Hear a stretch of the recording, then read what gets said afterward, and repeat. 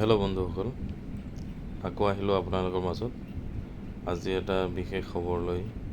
আপোনালোকে গম পাইছেই চাগে, নাবাৰ্ডত এটা ভেকেঞ্চি ওলাইছে। সেইটো ভেকেঞ্চিৰ বিষয়ে আমি অলপ ক'ম, কেনেকৈ এপ্লাই কৰিব সেইটো ক'ম। ঠিক আছে, বেছি দেৰি নকৰোঁ, জানি লগাওঁ। চ' আমি জানো যে নাবাৰ্ড কি হয়। নাবাৰ্ড এটা আপোনাৰ national bank for agriculture and rural development. নামটোতে গম পাইছে আপোনালোকে যে বেংকটো কিহক ছাপৰ্ট কৰে, এগ্ৰিকালচাৰ আৰু ৰুৰাল মানে আমাৰ গ্ৰাম্য ডেভেলপমেণ্টৰ কাৰণে। ঠিক আছে, তো বেছি পলম নকৰি আমি কেনেকৈ কি এডভাৰটাইজমেণ্ট সেইকেইটা চাই লওঁ, কেনেকৈ তাৰপিছত এপ্লাইটো চাই ল'ম। ঠিক আছে, অ'কে। এতিয়া আমি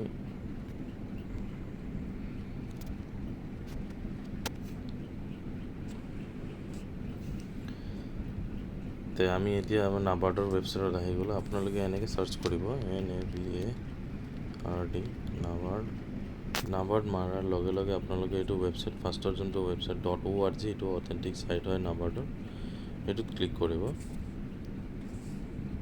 তাৰপিছত আপোনালোকে এইটো 3টা যেনেকুৱা আছে তাতে ক্লিক কৰিব। তাৰপিছত আপোনালোকে কেৰিয়াৰ নটিছত যাব।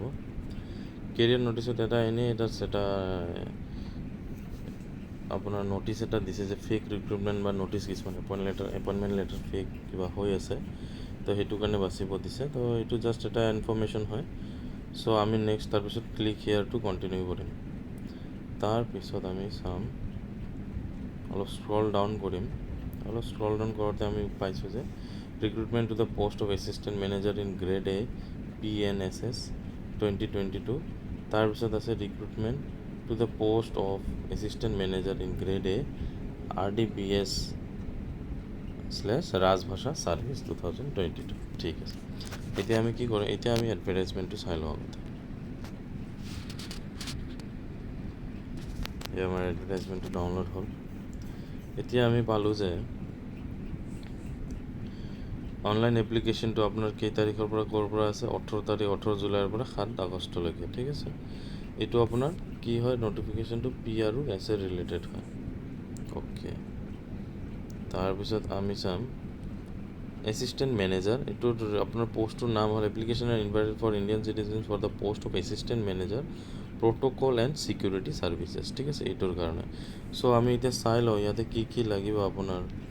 ধৰক এতিয়া আমি নাম্বাৰ অফ ভেকেঞ্চিজ যদি চাওঁ, পোষ্ট এডভাৰটাইজ এছিষ্টেণ্ট মেনেজাৰ মানে আপোনাৰ কি ক'লোঁ, এইটো প্ৰট'কল এণ্ড ছিকিউৰিটি ছাৰ্ভিচেছৰ কাৰণে OBCৰ এটা আৰু জেনেৰেল কেণ্ডিডেট এটা, টোটেল দুটা ছিট আছে ইয়াতে। ঠিক আছে, বাকী ছিট নাই, SC ST সেইবিলাকৰ নাই। অ'কে, তাৰপিছত ইয়াৰ ইলিজিবিলিটি ক্ৰাইটেৰিয়া আমি চাই লওঁ, ইমান বয়সৰ পৰা মানে 25 বয়সৰ পৰা 40 বয়সলৈকে। ঠিক আছে, এক্সপিৰিয়েঞ্চ দিয়া আছে যে he should be N officer with a minimum of 5 years of commission service in the army, navy, air force, holding A valid x servicemen identity card. তো সেইটো আমি গমেই পালোঁ ইয়াতে যে এইটো কি লাগিব, এক্সপিৰিয়েঞ্চটো আমাৰ কেনেকুৱা, আৰ্মি নেভিত চাকৰি কৰা মানুহজনে এপ্লাই কৰিব পাৰিব। ঠিক আছে, যিহেতু আপোনালোকে গমেই পাইছে এইটো কোৱালিফিকেশ্যন কি লাগে। তাৰপিছত আপোনালোকে এইটো চাওক, যেনেকুৱা ধৰক কোনোবা যদি এপ্লাই কৰিব খোজে, তেখেতৰ ফিজবোৰ দিয়া আছে। ফিজবোৰ যেনেকুৱা ইয়াতে SC ST কাৰণে 100 টকা total application fee, for others 650 plus 100 intimation charges. ঠিক আছে, 750। অ'কে, বিশেষ এইটোত আৰু একো নাই তেনেকুৱা, এইবিলাক আপোনাৰ যেনেকৈ এপ্লাই কৰিব লাগে তেনেকুৱা। ঠিক আছে, তো ইমানখিনি মই কৈ দিলোঁ যে PNS আপোনাৰ প্ৰট'কল এণ্ড ছিকিউৰিটি ছাৰ্ভিচেছ। তো এইটো মেইনলি আপোনাৰ ছিকিউৰিটি ৰিলেটেড ছাৰ্ভিচেছ হয়। সেইটো কাৰণে কিহৰ কাৰণে, কাক বেছি মানে কোনটো এক্সপিৰিয়েঞ্চ থকা লৈ আছে, আপোনাৰ নেভি, আৰ্মি সেইবিলাকৰ কাৰণে। চ' সেইটোত আমাৰ যোনবোৰ এতিয়া গ্ৰেজুৱেট বা আমাৰ পষ্ট গ্ৰেজুৱেট ষ্টুডেণ্টছ বা কেণ্ডিডেট আছে, তেখেতে এইটো এপ্লাই নকৰিলেও হৈ যাব। আৰু কিছুমান যদি আপোনাৰ চাকৰি কৰা ছাৰ্ভিচমেন হৈ থাকে বা এক্স ছাৰ্ভিচমেন হৈ আছে, তেখেতে এইটো এপ্লাই কৰিব পাৰে। এতিয়া আমি এইটো বেক কৰিছোঁ। এতিয়া নেক্সট আমি কি চাম, এতিয়া আমি চাম recruitment for the post of manager assistant manager grade A RDPS Rajbhasha service. ঠিক আছে, অ'কে, আমি আকৌ এইটো ডাউনলোড কৰিলোঁ। এতিয়া আহি গ'ল। অ'কে, আমি ইয়াতে পাইছোঁ যে কি পাইছোঁ, আমি ইয়াতে national bank for agriculture and rural development, এইটো নাম্বাৰটো ফুল ফৰ্ম। ঠিক আছে। এছিষ্টেণ্ট মেনেজাৰ কি পোষ্টটোৰ নাম কি? Assistant manager in grade A in the rural development banking service or / Rajbhasha service in national bank for agriculture and rural development. ঠিক আছে, অ'কে। তো আপোনালোক চবেই গম পাইছে যে ইয়াৰ লাষ্ট ডেট হ'ল 7 আগষ্ট। ইয়াতে লিখা আছে আজি আপোনাৰ হৈ গ'ল 5 আগষ্ট। চ' আপোনালোকে কি কৰিব, সোনকালে এপ্লাই কৰি লওক আৰু 2 দিন আছে আপোনাৰ হাতত। ঠিক আছে। এতিয়া আপোনাৰ এইটো প্ৰিলিমছ এক্সাম আপোনালোকৰ কাৰণে এতিয়া আৰু 1 মান্থ আছে। সেইটো 1 মান্থৰ ভিতৰত আপোনালোকে প্ৰিলিমছটোৰ কাৰণে ৰেডি হ'ব লাগিব। যিহেতু গম পাইছে এইটোত 2টা ফেজ হ'ব। ফাৰ্ষ্ট প্ৰিলিমছ হ'ব ফেজ 1, তাৰপিছত মেইনছ হ'ব, তাৰপিছত 3টা ফেজ আৰু লাষ্টত হ'ব ইণ্টাৰভিউ। অ'কে। চ' আমি যদি নাম্বাৰ অফ ভেকেঞ্চিজ চাওঁ, ইয়াতে পোষ্ট ডিচিপ্লিন আছে। যেনেকুৱা আমি চাই আছোঁ যে এছিষ্টেণ্ট মেনেজাৰ RDBS যোনটো আছে জেনেৰেল, যোনটো হয় জেনেৰেল মানে কেটেগৰী। জেনেৰেল কেটেগৰীত আপোনাৰ ভেকেঞ্চি ফৰ জেনেৰেল আছে আপোনাৰ 33টা, SC কেণ্ডিডেটৰ আছে 12টা, ST কেণ্ডিডেট 6টা, OBC কেণ্ডিডেট 21টা, EWS 8টা। তো টোটেল 80টা candidate general, post discipline general. আৰু কিছুমান বিভাগ আছে যেনেকৈ এগ্ৰিকালচাৰ ইঞ্জিনিয়াৰিং বিভাগ আছে, ফিচাৰিজ, ফৰেষ্ট্ৰি। চ' সিহঁতে সেইবিলাকত আপোনাৰ গ্ৰেজুৱেশ্যনটো ৰাখিব লাগিব। Land development, soil plantation, horticulture, civil ইঞ্জিনিয়াৰো আছে ইয়াতে। চিভিল ইঞ্জিনিয়াৰিং কৰা কোনোবা যদি কেণ্ডিডেট আছে তেখেতে যেনেকুৱা জেনেৰেল এটা চিট SC STৰ নাই, OBCৰ এটা, EWSৰ এটা, তেনেকুৱা কেণ্ডিডেটছ এপ্লাই কৰিব পাৰিব। এনভাইৰমেণ্টেল এণ্ড ইঞ্জিনিয়াৰিং চায়েন্স তেনেকুৱা আপোনাৰ এটা জেনেৰেল, এটা SC, 2টা OBCৰ। ঠিক আছে, তেনেকৈ বস্তুটো কি কৈছে। তাৰপিছত চাই লওক ফাইনেন্সৰ, কম্পিউটাৰ ইনফৰমেশ্যন যদি কোনোবা কম্পিউটাৰৰ গ্ৰেজুৱেশ্যন কৰা আছে, কম্পিউটাৰ চায়েন্সত BSc কম্পিউটাৰ চায়েন্স হ'লেও হ'ব, তেখেতে যেনে এপ্লাই কৰিব পাৰিব। এইটো চাই লওক যেনেকুৱা জেনেৰেল 10টা, SCৰ 4টা, STৰ নাই, OBCৰ 9টা, EWSৰ 2টা। তেনেকৈ আগে আমি এগ্ৰিকালচাৰ মাৰ্কেটিং যদি কোনোবা কৰিছে, এগ্ৰিকালচাৰ বিজনেছ মাৰ্কেট মেনেজমেণ্ট যদি কোনোবা কৰিছে, জেনেৰেল এটা, SCৰ এটা আৰু টোটেল 2টা পোষ্ট। ডেভেলপমেণ্ট মেনেজমেণ্ট এটা SC আৰু জেনেৰেলৰ। ঠিক আছে, আৰু EWSৰ এটা দিছে। তো টোটেল মিলাই আৰু আছে আমাৰ যোনটো এছিষ্টেণ্ট মেনেজাৰ ৰাজভাষা। ঠিক আছে, ৰাজভাষাটো মই আপোনাক ক'ম অলপ দেৰিকৈ। এতিয়া আমি কি হয় বেচিকেলি, চ' তাৰপিছত আমাৰ এতিয়া কি চাব লাগিব, আমাৰ ধৰক কেনেকুৱা যদি কিছুমান qualification.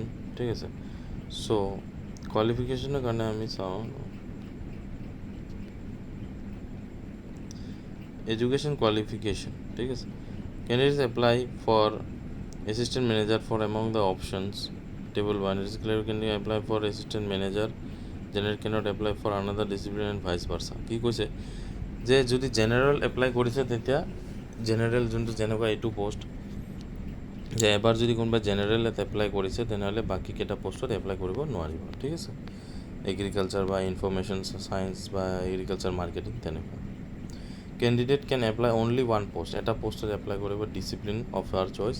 In case of multiple application across or within discipline for a grade A RDBS only the last application submitted will be, মানে যোনটো আপোনালোকে লাষ্টত এপ্লাই কৰে। ধৰক এতিয়া আগতে জেনেৰেল এপ্লাই কৰিলে, তাৰপিছত আপোনালোকে ভাবিলে যে নাই এতিয়া জেনেৰেলটো ঠিক আছে, আৰু এটা মই এপ্লাই কৰিলোঁ, কি ঠিক জেনেৰেল নহ'ব পাৰে, তাৰ এটা এপ্লাই কৰি ল'লোঁ কিহত ইনফৰমেশ্যন।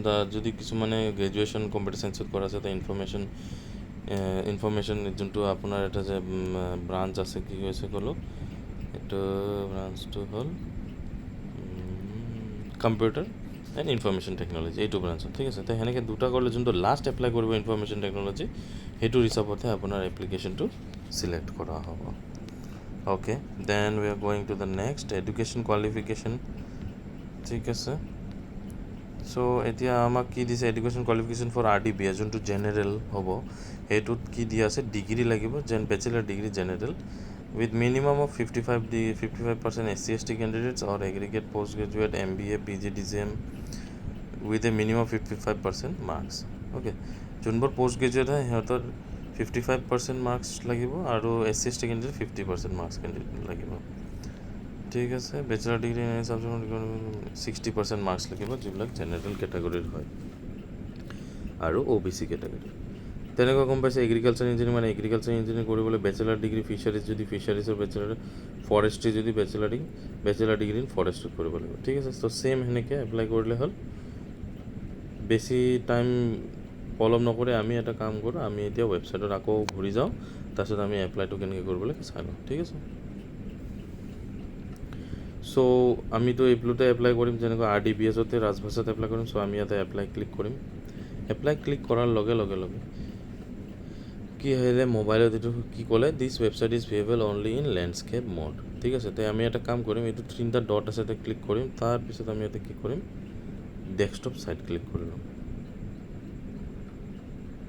ডেস্কটপ সাইট ক্লিক কৰাৰ লগে লগে আকৌ এইটো ৰিলোড কৰিম এইটোক আমি এটা কাম কৰিম এতিয়া ৰোটেট কৰি ল'ম এবাৰ মোবাইলটো ৰোটেট কৰাৰ লগে লগে আহি গৈছে ঠিক আছে গম পাইছে বন্ধুসকল ৰোটেট কৰি ল'ব আপোনালোকে ঠিক আছে লেণ্ডস্কেপ মোডত তাৰপিছত আপোনালোকে কি কৰিব ফাৰ্ষ্টত ইয়াতে কি লিখা আছে যদি কোনোবাই ৰেজিষ্টাৰ কৰা নাই জেনেৰেলি ৰেজিষ্টাৰ নকৰে ফাৰ্ষ্টত তো ফাৰ্ষ্ট কেণ্ডিডেট যেতিয়া আহিব এইটো ৱেবছাইটত ফাৰ্ষ্টত এইটোত ক্লিক কৰিবা click here to new registration তো নিউ ৰেজিষ্ট্ৰেশ্যনত কি পাব আপোনালোকে ফাৰ্ষ্ট নেম দিব কনফাৰ্ম ফাৰ্ষ্ট নেম দিব মিডিল নেম যাৰ আছে মিডিল নেম দিব আকৌ মিডিল নেম একেবাৰে দিব লাষ্ট নেম আকৌ কনফাৰ্ম লাষ্ট নেম দিব তো ফুল নেমটো এটা অট'মেটিক ৰিফ্লেক্ট কৰিব mobile number confirm mobile number তাৰপিছত আল্টাৰনেট নম্বৰ যোনটো থাকে যদি থাকে দিব নাথাকিলে নাই কাৰণ ইয়াতে ৰেড ষ্টাৰ মাৰ্ক নাই ঠিক আছে ৰেড ষ্টাৰ মাৰ্ক থাকিলেহে আপোনালোকে দিব লাগে নেক্সট ইমেইল আইডি ইয়াতে দি দিব আপোনাৰ যোনটো email ID same confirm email ID আকৌ দিব আৰু সিকিউৰিটি ক্যাপচা দি কেনে সেভ নেক্সট কৰি দিব তাৰপিছত হৈ যাব ঠিক আছে তো আমি এটা এতিয়া বেক কৰোঁ বেক কৰোঁতে আমি কি পালোঁ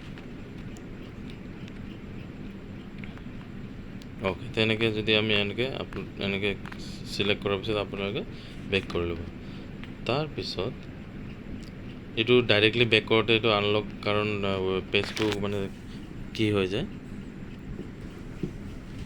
খোল নাখায় তো আমি এটা কাম কৰিম আমি আকৌ উভতি যাম মেইন ৱেবছাইটত আমাৰ য'ৰ পৰা আমি অপেন হৈছিলোঁ এইটো ৱেবছাইটত দিছে নাবাৰ্ডৰ তাৰপিছত তাতে গৈ কেনে আমি ইয়াতে ক্লিক কৰিম ক'ত ক্লিক কৰিম ইয়াতে ক্লিক কৰিম আমি ইষ্টাৰ্ণ ৰাজভাষা ওকে ইয়াতে এপ্লাই কৰিম তো আহি গ'ল তাৰপিছত আপোনালোকৰ লগইন আইডিটো লৈ কেনে ইয়াতে ৰেজিষ্টাৰ কৰিব ঠিক আছে বাকি যেনেকুৱা আছে আপোনালোকে তেনেকৈ same to same step by step apply কৰি থাকিব ইয়াৰ পিছৰখিনি ভিডিঅ' মই অতি সোনকালে আপলোড কৰি আছোঁ ধন্যবাদ